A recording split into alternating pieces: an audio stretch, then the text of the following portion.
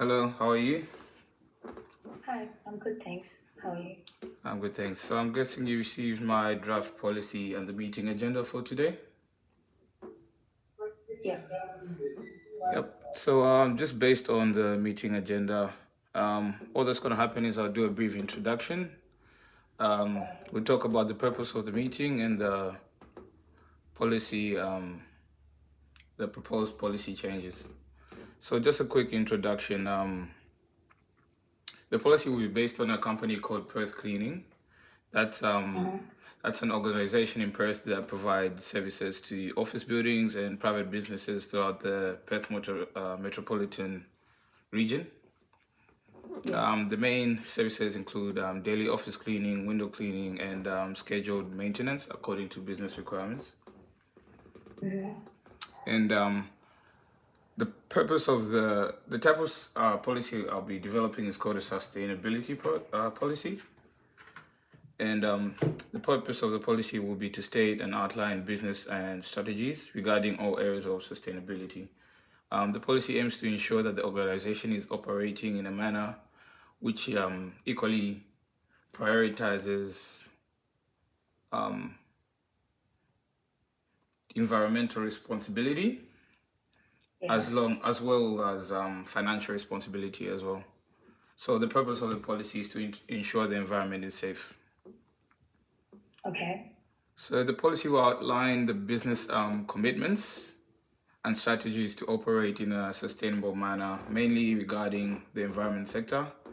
This policy will outline environmental issues and aspects of the organization, Yeah. and the sustainability process will not allow any information regarding the economic and social sectors of the business.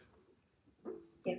All right, so the policy objectives is just to protect the environment by the following ways. So prevent Mm-hmm. pollution, correct process of waste management, maintenance of the natural and built environment, and Yeah. complying with all legal standards, policies, and procedures that are laid out within Australia. Oh, yeah. So, in regards to the laws, regulations, and standards, um, the policy will mainly focus on these sectors. So, occupational health and safety laws, chemical Yeah. control laws, um, Mm-hmm. environmental protection legislation, Mm-hmm. and waste disposable and management legislation. Right. Um, we use the following KPIs, key performance indicators, along with the policy, and it can be used by Mm-hmm. stakeholders to identify the effectiveness of the environmental sustainability policy. So we'll use Okay. the carbon footprint. Mm-hmm. This can be used to qualify the environmental performance by the organization, as carbon is a major issue affecting the environment. We can use the water footprint. So in order to measure sustainable water, Yes. with each basin used, water footprint cap sets a maximum amount of the water that can be used for certain activities by the business. All right. Energy consumption. So this can be Mm-hmm. used to qualify the environmental performance of an organization, as inefficient energy use is a major issue Mm. affecting the environment. Okay. And lastly, total waste disposal by type and disposal method. So just ensuring the correct methods of disposal for different types of waste, chemical waste and natural waste, and so on and so forth. Okay. Um, so lastly, second last, who is responsible for the policy outcomes? Obviously, firstly, we have the employees, because these are the people who conduct the basic businesses and functions for the company. So they Mm-hmm. play a very large role in sort of asserting this sustainability policy. Yeah. Secondly, is the supervisors. So these are the people who are the first contact between the employees and the company, and are responsible for ensuring Mm-hmm. that their team members are following the correct policies and procedures. So they lead the workforce and they're very important component to this policy and procedure. And lastly, human resource.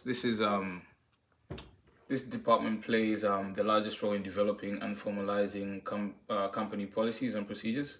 Therefore, they determine the possible outcomes of these policies because they create the guidelines that should be followed by employees. Lastly, the record keeping process. All records will be stored both electronically and physically on the office site, like work site. All versions, old, new, and current of the policies and procedures will be kept for a minimum of 5 years on site for effective and efficient reference in the case of internal or external audits.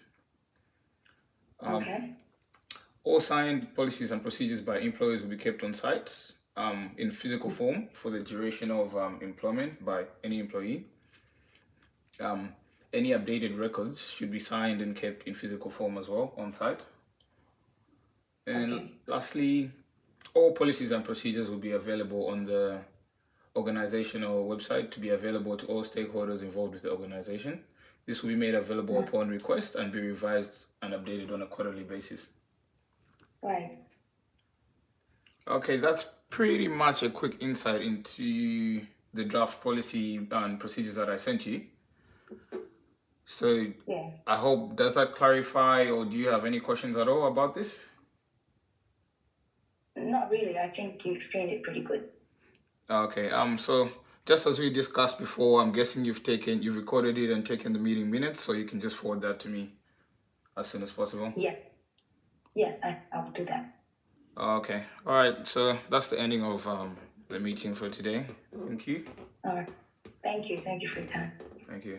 Bye. Bye.